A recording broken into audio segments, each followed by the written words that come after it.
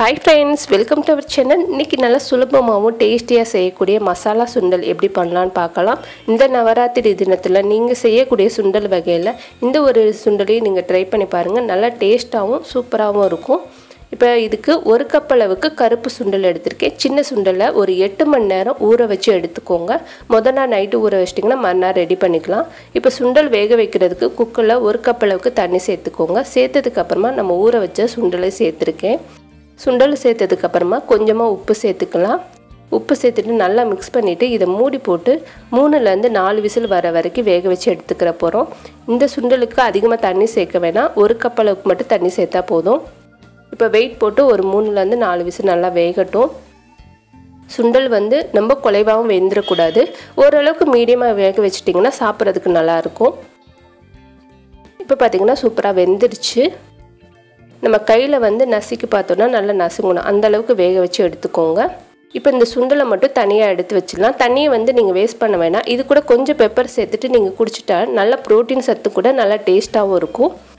இதுக்கு ஒரு மசாலா ரெடி பண்ண போறோம். அதுக்கு ஒரு மிக்ஸி ஜார்ல 1/4 மூடியில பாதி அளவுக்கு தேங்காய் சேர்த்துக்கோங்க. அதை சின்ன சின்ன பீசஸா கட் பண்ணி எடுத்துர்க்கேன்.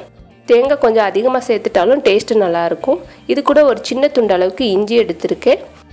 இஞ்சி சேர்த்ததுக்கு அப்புறமா 2 பச்சை மிளகாய், சின்ன பச்சை மிளகாய் ஒரு 2 பச்சை மிளகாய் எடுத்துக்கோங்க. காரம் பார்த்துட்டு உங்களுக்கு கூட குறைய சேர்த்துக்கலாம். இப்போ இஞ்சியும் பச்சை மிளகாயும் சேர்த்ததுக்கு அப்புறமா கொஞ்சமா கொத்தமல்லி, நல்லா ஒரு கையில பிடிக்க வரணும் அந்த அளவுக்கு கொத்தமல்லி சேர்த்துக்கோங்க. சேர்த்ததுக்கு அப்புறமா இது தண்ணி சேர்க்காம கொரகொரப்பா அரைச்சுக்கோங்க. இப்போ பாத்தீங்கன்னா இந்த மாதிரி கொரகொரப்பா அரைச்சு எடுத்துக்கோங்க. நம்ம சுண்டலோட சேர்த்து சாப்பிடும்போது டேஸ்ட் சூப்பரா இருக்கும். இப்போ இதை எடுத்து தனியாக வச்சிடலாம். அடுத்து நம்ம தாளிக்கிறதுக்கு கடாயில் ஒரு 2 டீஸ்பூன் அளவுக்கு நல்லெண்ணெய் சேர்த்துருக்கேன். நல்லெண்ணெய்க்கு மேலே தேங்காய் எண்ணெய் சேர்க்கலாம். தேங்காய் எண்ணெய் சேர்க்காம டேஸ்ட்டு நல்லாயிருக்கும். இது கூட 1 டீஸ்பூன் கடுகு, 2 டீஸ்பூன் அளவுக்கு உளுந்து சேர்த்துக்கோங்க. இந்த சுண்டலுக்கு உளுந்து கொஞ்சம் அதிகமாக சேர்த்திங்கன்னா டேஸ்ட்டு நல்லாயிருக்கும். இது ரெண்டையும் சேர்த்துக்கலாம். சேர்த்துட்டு நல்ல ஒரு கோல்டன் கலர் வரணும். அந்த அளவுக்கு நல்லா பொரிய விட்டுருங்க. நம்ம எப்பவுமே சுண்டல் வகைக்கு உளுந்து கொஞ்சம் அதிகமாக சேர்க்காம டேஸ்ட் நல்லா இருக்கும். இது கூட கொஞ்சமாக கருவேப்பிலை, ஒரு பட்டை வத்தல் கட் பண்ணிட்டு இது ரெண்டையும் சேர்த்துக்கலாம். சேர்த்துட்டும் இது நல்லா மொறுமொறுப்பாக வர வரைக்கும் பொரியட்டும். இது கூட கொஞ்சமாக பெருங்காயத்தூள் சேர்த்துக்கோங்க. சுண்டல் வாய்வுன்றனால கொஞ்சம் பெருங்காயத்தூள் சேர்த்துக்கலாம். இப்போ இது நல்லா பொரிஞ்சிருச்சு. இந்த டயத்தில் இது கூட நம்ம அரைச்சி வச்ச மசாலா எல்லாத்தையும் சேர்த்துக்கலாம். இது நம்ம பச்சையாக அரைச்சிருக்கனால கொஞ்சம் வதக்கிட்டு நம்ம செய்யும்போது டேஸ்ட் நல்லாயிருக்கும். ஒரு 2 நிமிஷம் நல்லா வதக்கிக்கோங்க. கொஞ்சம் அந்த ஈரப்பதம்லாம் போனதுக்கு அப்புறமா இது கூட சுண்டல் சேர்த்துக்கலாம். இப்போ நல்லா வதங்கிடுச்சு. இது கூட நம்ம வேக வச்சிருந்த சுண்டல் எல்லாத்தையும் சேர்த்துக்கோங்க. சேர்த்ததுக்கு அப்புறமா இது கூட கொஞ்சமாக தக்காளி, இதில் அரை பழம் தக்காளி சேர்த்துக்கோங்க. அதிக அளவுக்கு தேவைப்படாது.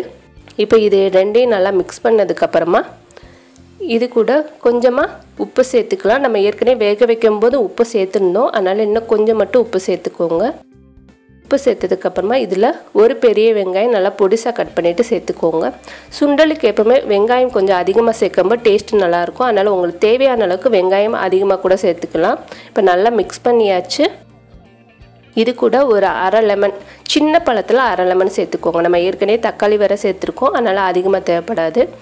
இப்போ லெமன் சேர்த்ததுக்கப்புறமா கொஞ்சமாக கொத்தமல்லி சேர்த்துட்டு நல்லா மிக்ஸ் பண்ணிவிட்டு இதை இறக்கிற வேண்டியதான். நம்ம டேஸ்டியான மசாலா சுண்டல் ரெடி ஆயிடுச்சு. இது நல்லா லைட்டாக புளிப்பாகவும் நல்லா அந்த மசாலாவோட சுண்டலும் சேர்த்து சாப்பிடும்போது டேஸ்ட்டு சூப்பராக இருக்கும். கண்டிப்பாக இதை ட்ரை பண்ணி பாருங்கள். நவராத்திரிக்கு இந்த மாதிரி ஒரு தடவை செஞ்சு சாப்பிட்டு பாருங்கள். இப்போ எல்லா சுண்டலையும் சேர்த்ததுக்கப்புறமா இதுக்கு மேலே கொஞ்சம் தேங்காய் துருவல், நல்லா ஃப்ரெஷ்ஷான தேங்காய் துருவல் சேர்த்து சாப்பிடும்போது இன்னும் நல்லா டேஸ்ட்டு கொடுக்கும். இதுக்கு மேலே நீங்கள் இன்னும் கொஞ்சம் கூட வெங்காயம் கூட சேர்த்துக்கலாம். கொஞ்சமாக கொத்தமல்லி சேர்த்துட்டு நம்ம சாப்பிட வேண்டியதுதான். கண்டிப்பாக இதே போல் ட்ரை பண்ணி பாருங்கள். இந்த வீடியோ உங்களுக்கு பிடிச்சிருந்துச்சுன்னா லைக் பண்ணுங்கள், ஷேர் பண்ணுங்கள். மறக்காமல் நம்மளோட சேனலுக்கு சப்ஸ்கிரைப் பண்ணுங்கள். தேங்க்யூ.